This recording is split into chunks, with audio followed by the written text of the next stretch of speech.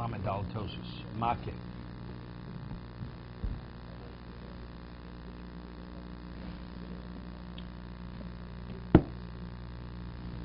Okay, the Gemara said that makeh is a mitzvah she'ein hazman grama. Putting a parapet on your roof is not undetermined, and that's why a woman is a man. But if not for that, we would say a woman would be exempt. Makeh, the lost article. It's only because differentiate between a man and a woman because it's not time determined. So Tosa has a question. Tema. Tema is a very strong expression of difficulty. This is my Tema the Rebbe. B'chol hani ksiv lav. Everyone has lo saseh. Lo saseh. B'makeh ksiv. What does it say by makeh? If a person does not put a parapet on his roof. Lo sosim tomim veisecho. You should not shed blood in your house. Creating a setting where blood could be shed, a person could fall off the roof, that's a lav. Now let's stop for a moment. So what's the question? I'll tell you, a woman has no obligation. Mitzvah say, the mitzvah say doesn't apply to her. But the Torah says, do not allow blood to be shed in your house. So how do you prevent that? So the positive is inferred from the negative. So what do you do that it should not be? You have to build a parapet, because that's the only way you can prevent it. So even if though she may be exempt from the mitzvah say, from the positive command per se, the negative commandment, do not allow blood to be shed in your house. So if that's the case, the inference of that, so you have to improvise something to prevent that. So neither way she has to build a parapet. So what do we have to say? Because she's obligated in the mitzvah say, she's absolved from that, she'd be obligated to do the same action because it's the process. I'll give you an example. There's a question which is asked on Rashi. Now, the Torah says, Ach biyom harishon tashbiso mitatecha. Right? On the first day, you should remove sore from your household, from your houses. So the question is, so the Gemara says, Yom Rishon is referring to Yudalit. Yom Rishon doesn't means. So now there's a machlokes rishonim. When does tashbisu? Tosa's sheet is that the obligation of tashbisu, if a person goes and is mevatel chametz before, you can only mevatel chametz before on the Torah level before the 7th hour. Before the 7th hour. Once the 7th hour comes where the chametz becomes yisur ha'anoah, you can no longer nullify the chametz, because the Torah already says it's in your domain. That's what the Torah says. So ach b'yom now, Rashi says that before chatzos, when you nullify the chametz, you're fulfilling the mitzvah of ach b'yom rishon tashbisu zol me'motecha. It's speaking before the zman isur. So Tosas asks, one of the questions they ask on Rashi, but we find that the Gemara says that if you find chametz on Pesach, or a person buys chametz on Pesach, he does not get malchus, because it's lavanit klasei. Right? What's the halacha? The Gemara says in Makos. The Gemara says in Makos, if you have lav shekod masei, the Torah says don't steal. It says lo sigzol ve'eshav gzelo shegrozal. That's called lavanit klasei. The person steals, he's not subject to malchus. Why? Because you correct it by returning the stolen item. Okay? So, but why? Because the asay is there to correct the wrong. You have a way to correct the wrong. How do you correct the wrong? By returning the lost article, the stolen article. Okay? But if tashbisu, but lav she kodmu asay. But if you have lav, which the asay preceded the lav. Right? Let's talk about this. Right? The Gemara asks, it says, Lucia Elisha. A person goes and rapes a girl between the age of 12 and 12 and a half. A nara, a virgin. The Torah says that if she wants to marry the man, or her father, and her father wants he should marry her, it says, Lucia Elisha. There's a mitzvah say he must marry her. And it says, lo yuchal l'shalcho kol yomov. There's a negative case, not permitted to divorce her. What happens if he divorces her? Does he get malchus? It says if he's a Kohen, he gets malchus because he can't remarry her. She's a grusha, correct? But if he's not a Kohen, he has an obligation to marry her. He has to remarry her because he violated lo sasif. It says lo suchal l'shal kol yomov. You're not permitted to send her away. But if you send her away, you're in violation of a lo sasif. So what do you have to? You have to remarry her. So the difficulty is to answer the question. But over there, in regard to stealing, you can't fulfill the mitzvah of returning the stolen object unless you first steal. But here the mitzvah say is marry her. You raped a woman, you must marry her. Once you marry her, you're not permitted to divorce her. You can't divorce her until you marry her. So if that's the case with the asay, first. So Tosas answers that you're right. The asay is first. Proceeds. But nevertheless, it's considered a lav mitik laseh because the inference of the lo saseh is to remarry her. Why? Because do not send her away forever, as long as you're alive. What does that mean? So if the lo saseh says that means, so what do you have to do? The lo saseh says the inference is you have to remarry her. So the aseh is inferred from the lo saseh. To remarry her. It says kol yomov. It says lo yuchal l'shal kol yomov. It says you cannot divorce her for the rest of your life. So if you did divorce her, so you're not permitted to be in a state of divorce continuous. That means the lo saseh infers you must remarry her. So it's not because that's like a separate assay. It's a different assay. That's what Tosas answers. That's how Tosas answers Rashi. So you could have a lava nitik laseh, even though it's not independent assay, it's inferred from the lo saseh. Yeah, this is what Tosas says. So they explain Rashi, although Rashi learns tashvisu, when it says ach yom arisho, tashvisu sormi batechem, it's speaking before chatzos. But if you purchase chametz on Pesach, the reason why you're not subject to malchus, because Torah says you're not permitted to have chametz on Pesach. So what's the inference of that? You have to get rid of it, whether you have to destroy it, you have to do something with it. You cannot possess it. And only when not possess is destroyed. So the inference of the lav is destroyed. So it's not the tashbisu of the Torah which precedes the chatzos.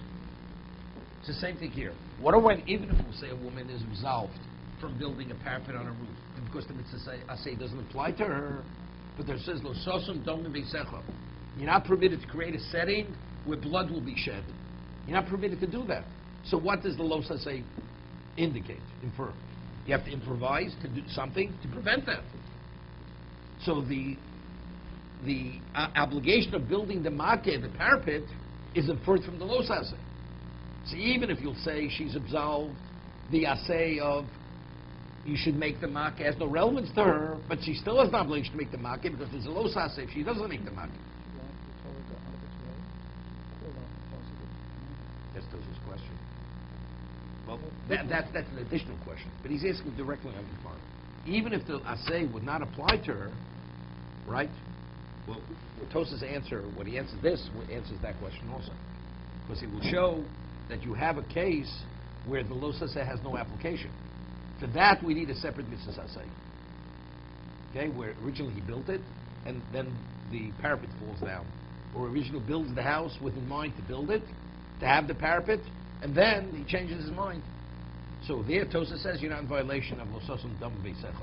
Because when you built the house, it was not with in mind to create that setting. It was to create a safe setting. Then you had to change your mind. Tosa says you're not in violation of the lo saseh. We'll see Tosas in a minute. Right. We'll see Tosas in a minute. We didn't get to yet. We'll ask the question from the inside. So Tosas, go ahead. The man who rapes a young girl, he accepts the marriage, he has to marry her. Does he have to marry her immediately, or Immediately. He cannot say, I'll marry her in 5 years from now. No. Immediately he has to marry her. If she wants to be married. Right. She may not want to be married to them. right? A man has an easy way to rape a special woman from a special family. What? Torah says, well, you must marry me. No, only if she's in agreement, the father's in agreement. They don't want the man, and then of course not. There's no obligation. Then he's off the hook. He's off the hook, right? Okay. That's what we're saying. That even though the obligation to marry precedes the negative commandment, it's still considered lava nitikal asay. That because it's not the asay of the original asay, it's the inference of the los asay. Two separate asays. Correct. Okay. So let's see Tosas. So Tosas says, he says, Avagabdom Mavinin Le Ksaitumar Bavakamo, when it says Lososim Dom Beisecho, it says it's referring to whatever a person raises a rabid dog, a watchdog, an attack dog. And anybody who comes on your premises, the person could be killed by the dog. You're in violation of Lososim Dom Beisecho. You can't have that kind of situation. That's dubbing. That's shedding blood. You're creating a situation of shedding blood. Even if you have a sign saying attention, raise the dog. Maybe if it's in a cage, or it's only if you go into that room, right?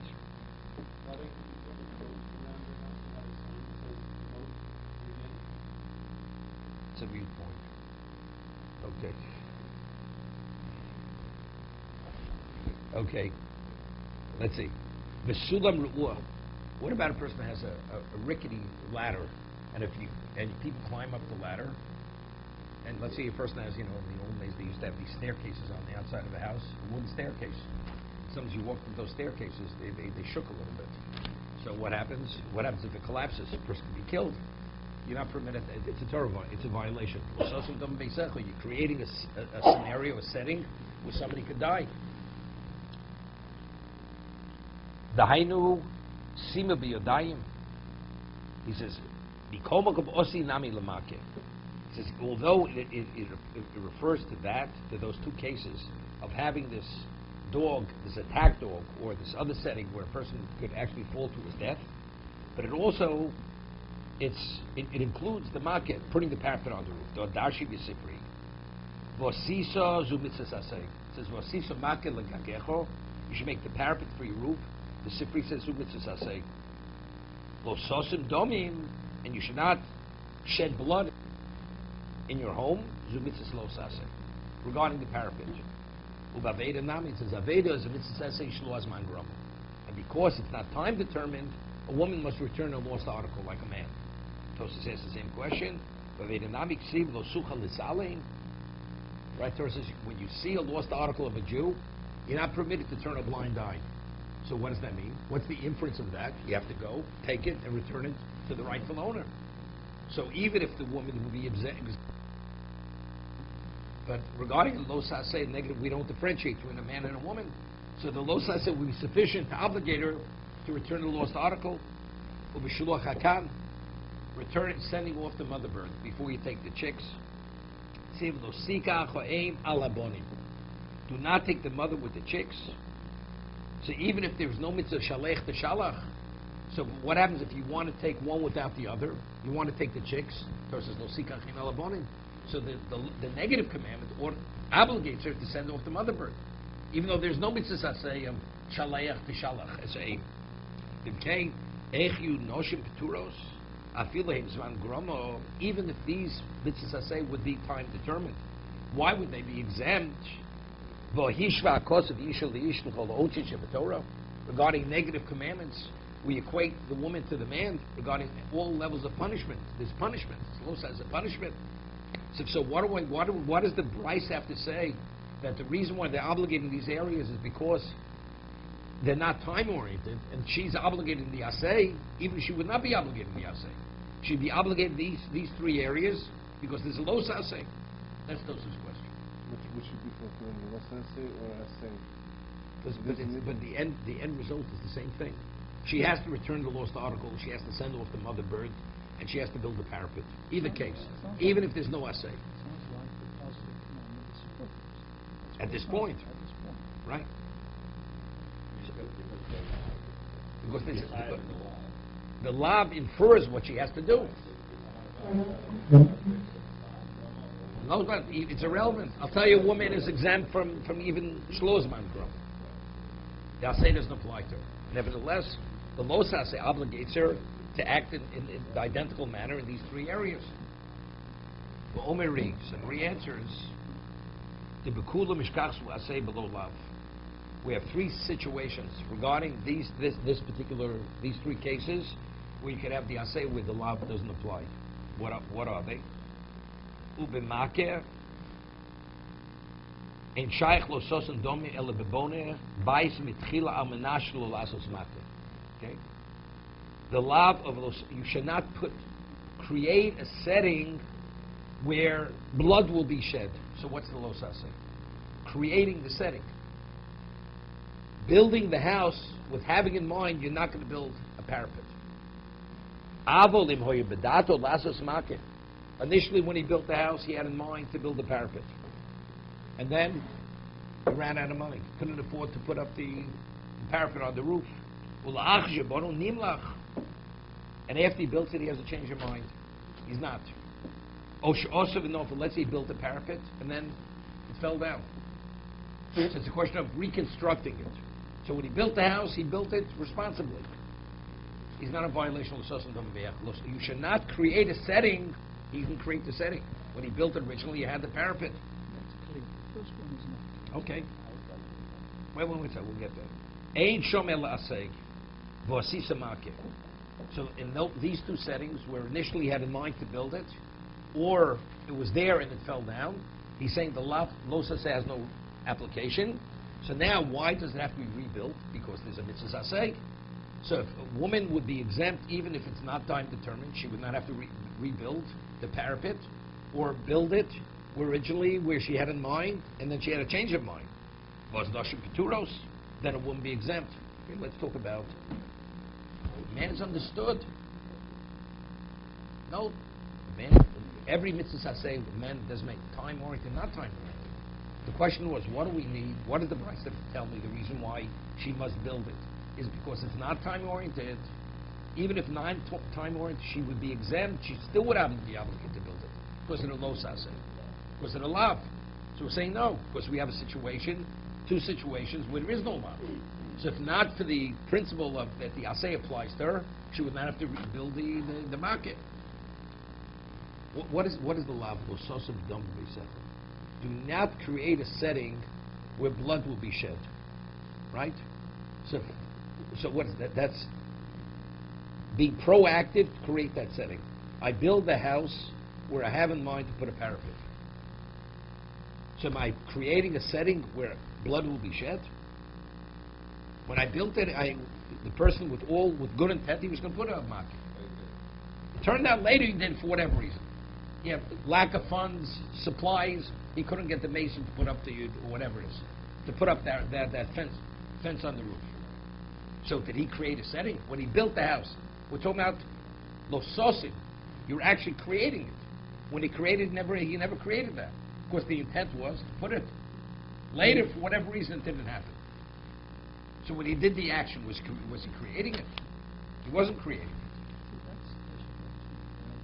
If you say that it's not allowed to create a house, why should I get involved in his intention? Did he create a house with a parapet? Yes or no? If the answer is no, I would say it's in violation, even whatever he thought it was. If the thing fell down, I understand. If that's an issue. Yeah. Okay. I'm not going to get into it. I hear what you're saying, but no Rishon argues with Tosis. Every single Rishon says the same thing as Tosis. It's just hard to understand. That's it. No, it's the creation. Over here, it's intent. How do we know it's intent? I mean, how do we know it's not the act? It says no You sosin. did create a set. No. He had the right intent. There's an honor. I mean, basically saying you have the intent with them. Nimlach is not honest. Change your mind. Well, Not where he couldn't afford it. So he has no right to change his mind. I mean, at that point, because then by changing his mind, he did the wrong. If not for mitzvah say, he did nothing wrong. Did nothing wrong. If he has a blueprint with the parapet, Yeah, but you see, but the act, no. The lo sasa is the action. I'm building a house. Retroactively should be violation of law. Let's say you build a house, I have in mind to put a parapet. So, as I'm building, am I in violation of the law? The answer is no. No, I built the house. I'm putting up, now I finally put the roof on. Haven't moved in yet. It's not inhabitable yet. And I plan to put the fence around the roof, the parapet. And then, right? So when I built the house, was I creating a setting of danger? The answer is no. The Torah says, don't create this. That's an action. Now all of a sudden, decides I'm not doing it. So retroactively, he's in violation. Right? The Torah violation is the creation of that. When he created, he intended to do it. He wasn't creating a danger setting. Lo sosim means that's the action. This happened by itself. You understand? Lo sosim is creating that. So really the only way to create that situation is to take away the market that exists. If you would take it If away, you would take it away, then he'd be doing what's not done. yeah, that would be like the killer brother. Right. That would be like the killer. But otherwise he's Correct. over on the law. Correct. I don't see it to be so different. How about if he has all the intention of creating a market but he hasn't completed the house fully and he has guests over before the market is He definitely shouldn't let them go up there. But factually, if he lets them, somebody falls off the roof, he's not in violation. because his intention was Because to, he had his intention still to put up the parapet. It's work in process. Okay. Ubaveda Nami. He has the similar question. He has the question, Aveda. It says, Lo sucha v'salim. Mishkachus la'aseh v'lo lav. You could have Yaseh Hoshiv Chivei, returning the lost article without the love of what? Of Lo sucha v'salim. What could go? Where's the Maharaj book here? Shenot lo amanach zero. The woman picks up the Aveda with the mind to return it, so she didn't turn a blind eye. 1 second. Shenot lo. Okay. Achayush dafter less veilav lo sucha l'salim gam leka lav lo sigzo. Now, interesting case. Now, what's the halacha? First defines a lost article after the owner spares. After he spares, you locate, you permit it to take it, right? What happens if the person picks it up before the owner despairs with the intent to return it, and then the owner despairs? Does he have to return it? You still have to return it because the application came upon the person before he despaired. Let's say now this person, a third party, somehow comes upon the object that the finder found. He can acquire it. Because when he takes possession of it, it's after the person despaired. Of course, but the first person has an obligation because it came upon him. Let's say he picks it up with the mind to return, subsequently only despairs, then he decides, I'm not giving it back. Is he in violation of the sigzo? He's not in violation of the sigzo. He's not stealing. Because factually he only despaired. Right? He's not in violation of the sucha l'salim because you didn't turn a blind eye. Your intention originally was to return it. What are you in violation of? The mitzvah said, the Torah says, but since the obligation of Hoshiv Chivei came upon you, you must return the lost article. You're not fulfilling that obligation, which is still upon you. So if a woman would not have the obligation of to return the lost article, even though it's not time-oriented, so she's exempt, she'd be able to retain the item. Because lo sigzo, she's not in violation because it's post-despair. She's not in violation lo sucha l'salim because initially her intention pre-despair to return it, and now it's post.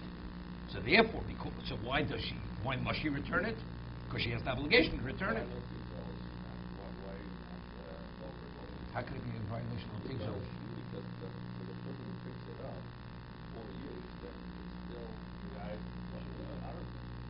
It's not his article. How could it be his article? If a third party would take possession of it, He's permitted. Well, when you picked it up for Again. The person take possession after despair, not pre-despair. Pre-despair, he is stealing. You take something that's not rightfully Right, yours. she picked it up. Then he despairs as you ended. No. Let's say I intend. A week later, I hear the person despair. I said, "Look, man's not going to miss it. I'll keep it." Are you in violation of the signal? Yeah, well, why not? So I'm asking, if a third party at this point would take it from the person, would steal it from the finder, Right. is he in violation of the signal? Yeah. No, he's not. Why? Because the person despaired already. He never had an obligation to return it. What I did was I denied you the opportunity to fulfill your mitzvah sake. But in terms of ownership-wise, the man despaired already. The only despair is who owns the item. Nobody. Pardon? No. The finder's not permitted to take possession of it. He's not permitted. Because the Torah says you must return it. Then why isn't he over those big silver? Because los sigils only if it still belongs to the one who had lost it. Must still return it. But if Now we'll get to that in a minute. third person, We're leading into that point. third person There's a grabs- famous office, the Tosa Vasimus. There's a Mar Nadarim, versus Nadarim. If a person disowns something, is mafkir something, is it hefker means it's ownerless immediately, and it's now available for now anybody who should choose to take possession, he has a right. Let's say the owner changes his mind, it's too late. Once it was released from his domain, it's no longer his, so we say no. It's achi yovel ligad zoche. It's his until the third party takes possession. The one who disowned it. So let's say he should have a change of mind. He disowns it, and then he says, I have changed your mind. It's like the Gemara says, it's like I'm giving a gift. I say I'm going to give you a gift. So as long as I'm still in the mindset, and I said, you can come and take it.